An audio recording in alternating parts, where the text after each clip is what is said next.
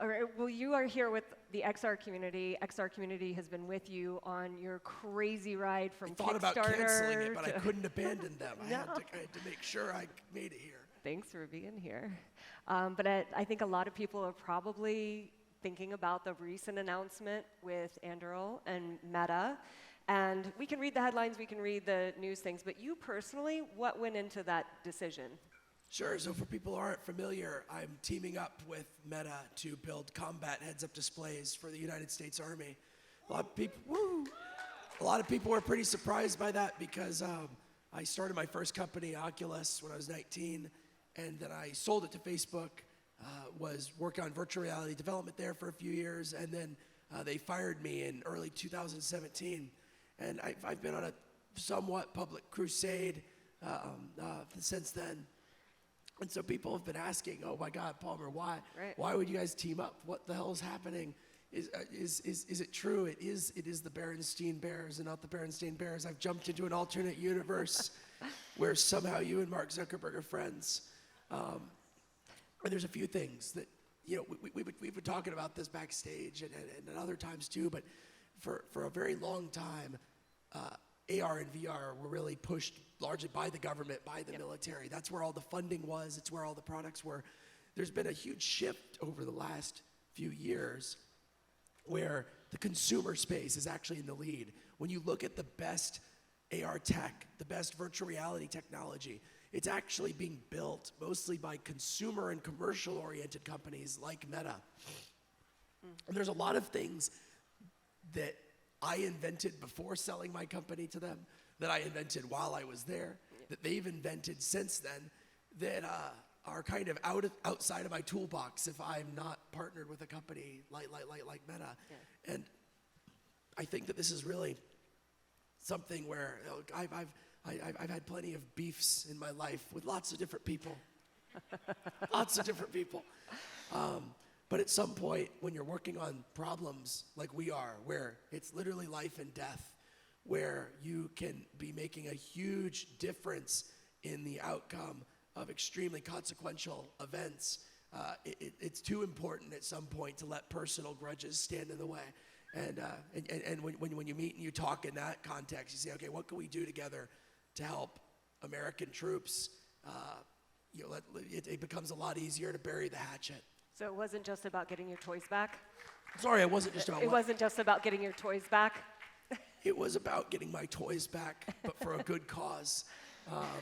You know, I think, I remember when kind of the dawn of this, resurgence of consumer VR, people talked about VR as an empathy machine. Right. And I still believe in it, VR as an empathy machine, but I think it's a pretty good war machine too. Yeah. Well, you bring up a really good point that everybody here that's part of the VR AR industry, like the funding initially came and what we worked with in the 90s and even in the 60s was from government funding. Well, the funding, but also as the consumer of the technology, right? It's not just that they were giving out money to people. The government and national security, biotech, the Department of Energy, these were the guys who were funding it and also the customer consuming a lot of this technology. In the run-up to the show, I actually saw a bunch of kids with anime avatars on Twitter talking about how why is Palmer on stage at AWE? Our community is not for tools of war. It's for tools of entertainment and consumer. And the XR community has always been about bringing people closer together, not fighting wars between them. I think that actually the ability to wage war and the threat of it is actually an important thing for making sure we're all able to keep having fun. But separate from that, it's really interesting that, from my perspective, as you pointed out, the government really is where a lot of this came from. I mean, where did I come from? Before I started Oculus, immediately prior, I was working in an Army affiliate research center on the BraveMind program, using virtual reality to treat veterans with post-traumatic stress disorder, using immersive virtual reality therapy.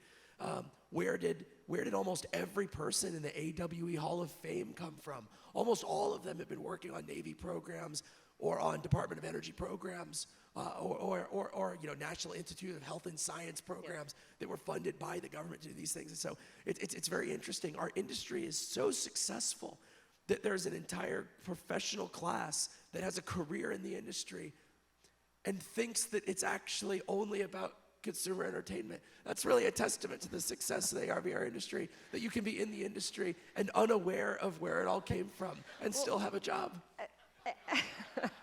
And to think that it doesn't go back and forth, right? I mean, there's so much that came from defense originally that went into consumer. With what you're building now, do you see any of it going back into consumer for those that are not working on? Absolutely. It's always this pendulum that goes back and forth with many technologies. You saw this on automotive as well. You saw this in aviation, where there's a period where the consumer and commercial side was ahead, and then usually precipitated by massive investment on the parts of the government to either stop or deter or win some major conflict, the military surges ahead. And then there's trickle down from that investment that happens. And this has happened with microprocessors, with GPS, with display technology, with aircraft, with cars. I think right now we've ticked over to the consumer side actually being in the lead. The US Army desperately wants access to the technology that Meta has created, that companies like Snapchat have created, that companies like Google have created. It turns out that that's really where the best tech is right now. But you're right, a lot of what we're building on top of that is going to come back into the consumer space. So like what I'm building for the Army is a system called Eagle Eye. This is what, if you were here last year on stage, was teased. You said a new headset is coming. Tell us more about that. But tell us, know that everyone here probably has their hands on XR. So what's really unique about what you're building with? So Eagle Eye is not one head-mounted display. It's actually basically a platform for building visual augmentation systems. So we're building different versions because you have different people who have different roles. The guy who's a frontline infantryman being shot at has a different job than the guy who's a logistician or an aircraft maintainer or somebody who works in a warehouse. The field of view they need, the level of ballistic rating that they need, it's very, very different. And so Eagle Eye is actually basically a platform for hosting multiple visual augmentation systems. But what it is in a nutshell, ignoring that platform aspect of it, Eagle Eye is an integrated product that provides vision enhancement, hearing enhancement, augmented view of the world in the thermal spectrum, in the visible spectrum, the near IR spectrum, the hyperspectral spectrum, also visualizing radio frequency, also visualizing sound in ways that make you much more perceptive of the world around you, particularly things that are a threat to you. And it has an enormous amount of onboard compute. I can't talk about the details, but the team we've brought together for Eagle Eye is actually pretty crazy. We've brought in Oakley, we've brought in Meta, we've brought in Qualcomm, we've brought in a lot of other people who are mostly doing non-military stuff, but we've got a really, really powerful chunk of Qualcomm compute on board that's interfacing with some of these. And one of the coolest things about Eagle Eye is that, and this gets a little bit back to my toy box or my toolbox, whichever you prefer. When you're building a consumer virtual reality device, you really need to focus deeply on cost because you're trying to convince people one at a time that they're going to take their money and they're going to buy this primarily entertainment tool as a competitive tool versus, let's say, a PlayStation 5 or a new TV. The military does not have anything that is like Eagle Eye. They don't have something that can highlight all of the threats, show you where all of your own people are, show you the path to safety, do all your ballistics calculations and computations for you, and also allow you to seamlessly control large numbers of different weapon systems. And I don't have to make something that costs $600 at Best Buy. They would rather have something that is significantly more performant, even if it's somewhat more expensive. Now, I'm not saying we should charge the government some obscene price, but if they can choose between a $1,000 sensor that lets them see things that are twice as far and a $100 sensor that has half the range, every time they're going to make the choice for the $1,000 sensor because the cost of losing that soldier or of failing a mission is so much higher than the cost of that headset.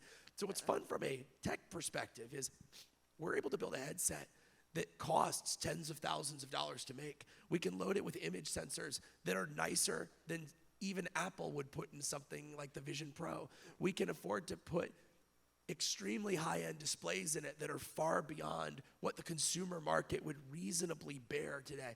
On the compute side, we can afford to put in more compute than you would ever be able to put in a civilian-worn device. One, for cost reasons. Two, for bulk reasons. Turns out when you're already wearing a ballistic helmet, you know, another 50 grams is not so bad as long as it's in the right place as counterbalance. But getting back to what you had asked, tech coming back in. Eagle Eye is going to be the best AR and VR device that's ever been made. It's not even close. We're running at extraordinarily high frame rate, extraordinarily high resolution. I would tell you the specs, but unfortunately the customer doesn't want me to at this point. But I mean, I will tell you it is several times higher resolution in capability than even Apple Vision Pro. There's nothing in the consumer market that is going to be able to meet it where it is because I have a different set of requirements. I'm not making an entertainment device you buy at Best Buy. I'm building a tool that keeps you alive. And that's something that the Army is willing to pay for. And I think the tech that we are building in terms of data transport layers, compression schemes that allow you to push this much data over sparse interconnects, the types of sensors that we're building, the techniques that we're building to allow them to work in low light environments, that same tech, so the super resolution tech we're building to kind of seamlessly merge all this stuff into a single layer, I think all of that tech is going to come back into the consumer side. That's exciting. And by the way, it's not going to be me. I'm not going to be selling. This is not the the Oculus Rift War Machine edition. It's but the way that I see this is the tech that we're building, working with partners like Qualcomm and Meta. They're going to be able to bring back into their consumer devices. Right. And that's the way our licensing agreement works. The tech that we co-develop together, I'm the guy who's going to be deploying it to the military. Right. They're going to be the people taking it back into the consumer world. And so going back and forth again, yeah. Look, I've got my fingers crossed and a lot of pressure on to try and bring back a new Rift. Something that once again pushes the limits of what can be done, rather than necessarily catering to the optimal sales point of the average American. And I think if we can keep growing the XR market, there's room for something like that. It's easier to develop for a single customer per se, rather than for all of a broader, I'd say audience. It's different. No? Certain parts are easier. It's definitely a lot easier to spend money. Where it gets harder is like, and this is why people say, Palmer, why don't you just sell Eagle Eye to consumers? Well, separate from the cost problems, we're also optimizing for things that a normal person doesn't care about. Like, Eagle Eye is also a fully ballistic rated shell that can survive massive blast and massive fragmentation impact. It's also waterproof and heat proof and drop proof in a way that probably does not make sense for the average person. We don't have to make something that looks cool. We just have to make something that is a really great tool. But it does look really cool. It looks really, really sick. It does. Well, can we talk a little bit about the AI that you've got on board? Because it's not Absolutely. just the AR, VR side, and I think a lot of people have experience with, very typical LLMs. How is the Anduril AI model different? So I can't get into all of the details, but there's, we've talked about the technical side of this. The big difference with Anduril and a lot of consumer applications is our AI applications have to work even when communications are completely broken. When you get used to use ChatGPT, you have the luxury of typing text into a little thin client window that gets sent to a giant computer farm in the cloud up above us in the sky. And then the output just comes back to you. I can't do that. I have to build models that run locally on the soldier, on the submarine, on the fighter jet, on the land vehicle. Because if you rely on communications, which by the way, just don't really exist a lot of times, you don't have big fat data pipes. But if they do exist, all the enemy has to do to break them is break your communications, whether it's physically destroying your communications relays, or let's say jamming the communications, or worst case, they're blowing up your data center. There was a documentary about how the Trade Federation set up a blockade around Naboo, and you may remember all of the battle droids, they stopped working when they just blew up the main computational data center. And I bring this documentary up all the time in my meetings with the Army. When they're talking about building centralized data centers, I say, remember the Trade Federation. And so that's one big technical difference. Right. The interesting thing about what we're trying to build in terms of what we put on a soldier is you're trying to build a guardian angel. You're not trying to build an AI that does what you ask it to do in a very hyper-specific way. You want someone that's looking over your shoulder and catching the things that you're not even thinking about. Right. So like Eagle Eye also has a 360-degree threat awareness system that is it's thermal imaging, visible spectrum imaging, some other clever tricks that's able to detect drone threats, vehicular threats, threats that are on foot, and automatically categorize what is a threat, what is not, and then present that to you. And this idea is actually not that new either. Almost everything that I've done in my career has just been copying science fiction. The idea of Eagle Eye, it was perfectly formed in Robert Heinlein's 1959 novel, Starship Troopers. The idea of a heads-up display that provides ballistic protection, enhances your hearing, helps you compute how to best use your weapon system, how to minimize collateral damage and hurting your brothers in arms, avoid blue force incidents. I mean, they had this in 1959. All I have to do is wait for the tech to catch up. And very similarly, I was asked by some of our customers, when is Cortana from Halo going to be real? I said, as soon as you buy it. The idea of a personified AI that communicates with you not the same way that you would communicate with someone who is looking over your shoulder or who's a backseat driver.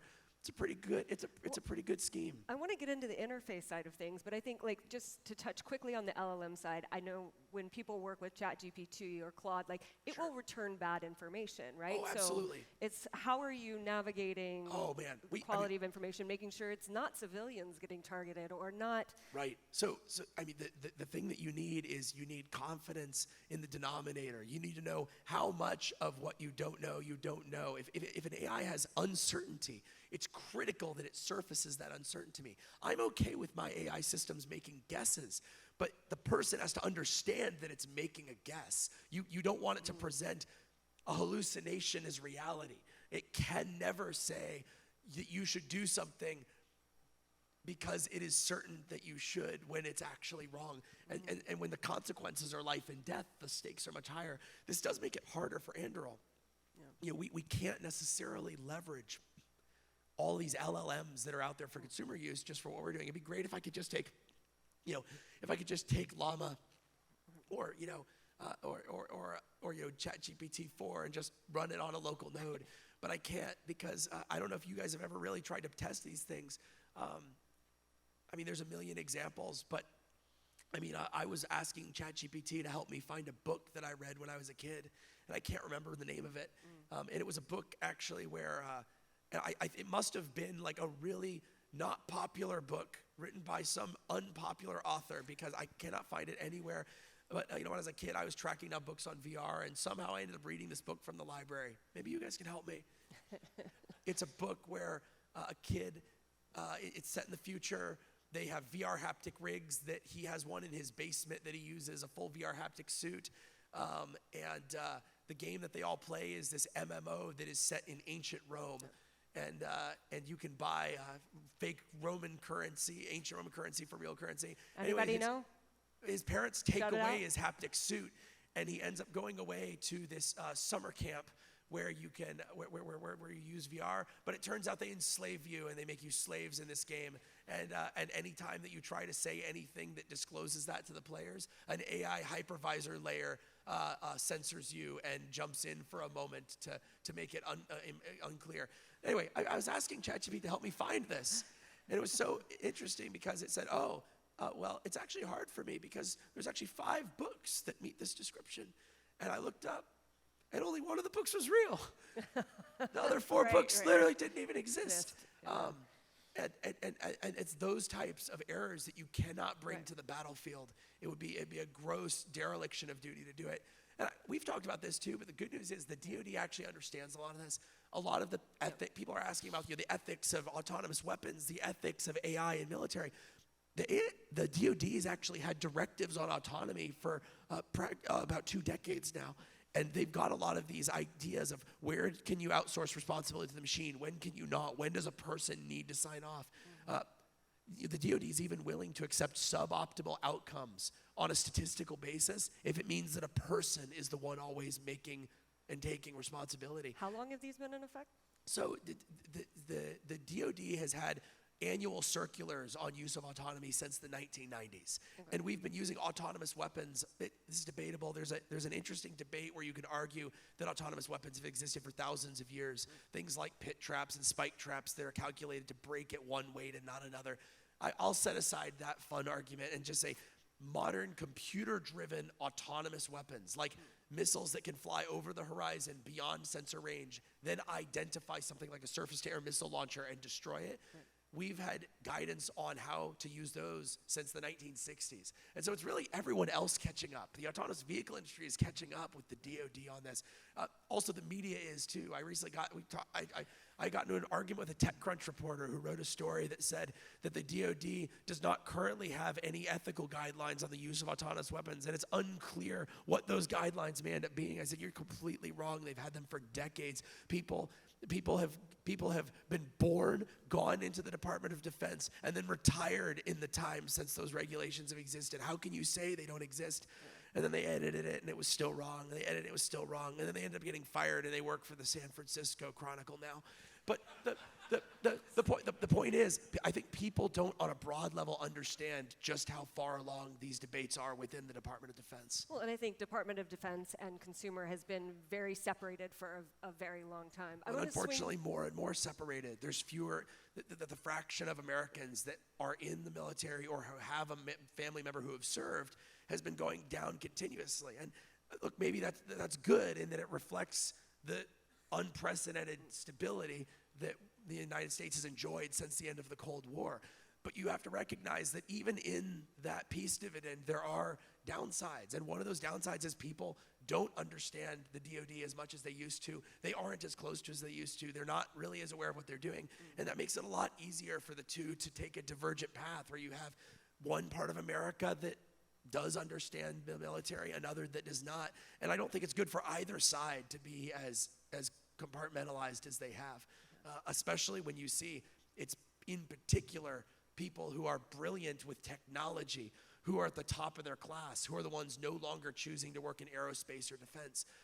And look, maybe that's good. Maybe it's a reflection of the fact that we haven't needed our troops as much as we've needed them in the past.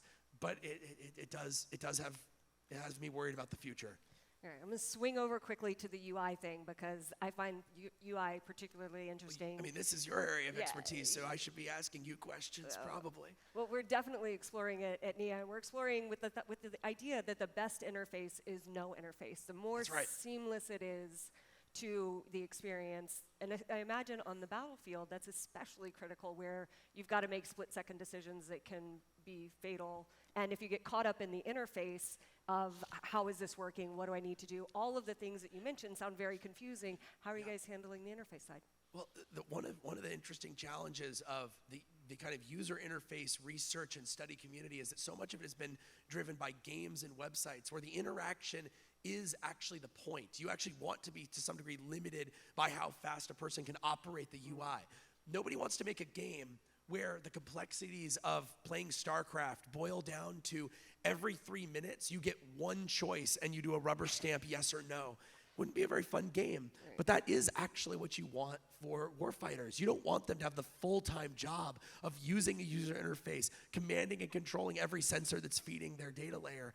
And you also don't want them having to manually, let's say, switch between thermal vision mode, night mode, visible mode, RF visualization mode.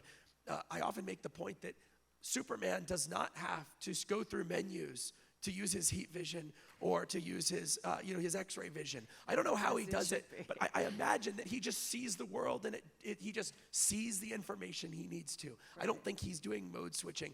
What you want is an AI layer that is doing what it thinks you want to be doing. I want it to know what I'm trying to do and do it before I've even done it. Right. The only times that I should be having to explicitly interact with it are times where it's my human accountability, responsibility coming into the equation. I don't want the robot to be launching weapons on its own. Right.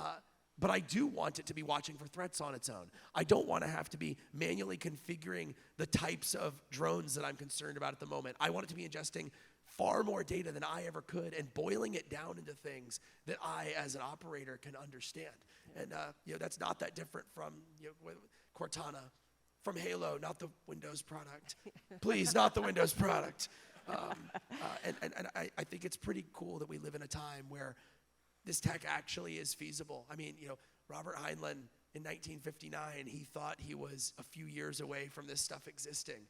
And, here we are. Yeah. Heinlein's long dead, and I get to live his dreams. Amazing. I think that's pretty cool. That's very cool. One last question before we wrap up. All right. With Anduril, if the military is your first customer, who's your last customer? Oh, wow, our last customer.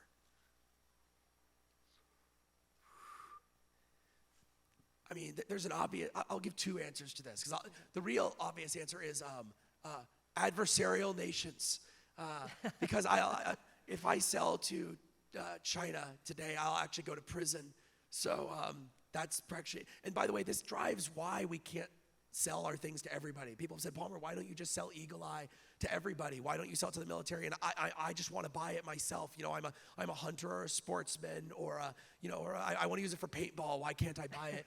The point I have to make to them is that I understand that, but anything that I sell to civilians will end up in the hands of adversaries to the United States and our allies around the world. If you look at Russian special forces, the best guys, they're not wearing Russian gear. They're wearing all American gear that they've obtained through the black market. And once you sell to civilians, you inherently will eventually, accidentally, sell to a civilian who is treasonous and who will sell to foreign nations, maybe unknowingly, sometimes knowingly. People go to prison for this all the time. And sometimes even members of our armed forces have been caught selling things that fell off the back of a truck to foreign adversaries. Someone was just arrested for selling a bunch of high-end equipment to China, a Chinese military cutout. So that the last customer is probably foreign adversaries. But I'd say also, I think we're not going to sell directly to consumers because you need to have focus. When you run a business, you have to focus on a use case, and you have to do it maniacally. You have to stay focused. And I don't have the focus to be able to build something that is the right thing for the Army and the right thing for consumers. The best I can hope for is that the technology that I develop will funnel back through partners like Meta and Qualcomm and go into things that do go to consumers. But I will make one more point, which is I actually hope that someday I do get to sell to China. I know that sounds ridiculous, but I want to remind people that the state of the world as it is today is not fixed. And even the bad, negative parts of today, we shouldn't want them to continue. I mean, people have said, Palmer, how could you ever say that you would be willing to sell to China? My point is, it should be up to the United States government. It should be up to our democratic processes. It shouldn't be up to me. But more importantly, there was a time where I would have gone to prison for selling things to Japan. There was a time where I would have gone to prison selling things to Germany. We shouldn't be entrenching our world and saying, I swear on my life, I will never sell to those Chinese. We should be saying, I'm not going to sell to the Chinese Communist Party as it rules China today as an adversary to the United States that is saying it is going to use force to take over democratic nations that we are allied with. But if that were to change, and I hope that it does, then I hope for a world where we do work with China to have better global stability. I think a world where China reforms, they could be part of a global coalition against terrorism, against piracy, against rogue state actions. I think it's the same of Iran, right? I hope that eventually there's a change in how Iran works. I'm not saying I'm calling for an Iranian revolution, but there are lots of ways that could come to pass. And you're even seeing this in countries that have been a little iffy. There was a period of time where we thought Australia was going to fall into the Sinosphere. They're right next to China. China was their largest trade partner. And how has that gone? Australia's redoubled its commitment to America, to NATO members, to the West in general. They have now signed a deal where we're sharing nuclear submarines with Australia and the United Kingdom and the United States in a trilateral agreement called AUKUS. So I guess the last customer today is going to be very different than the last customer would be, I hope, 50 or 100 years from now. I hope we can get to a world where there's nobody who's truly beyond the pale. I don't think we'll get there, but You know, you got to have a utopian vision at these things. You got to close on a utopian note. And I think we've seen you walk the talk too with some of the partnerships, the way things have gone. Thank you for an insightful look at what you're doing, for contexting, for being here again at AWA. Oh, thank it's you. Good to see you again. And thanks everybody for coming to say hi. And of course, thanks for coming to Long Beach to push the industry forward.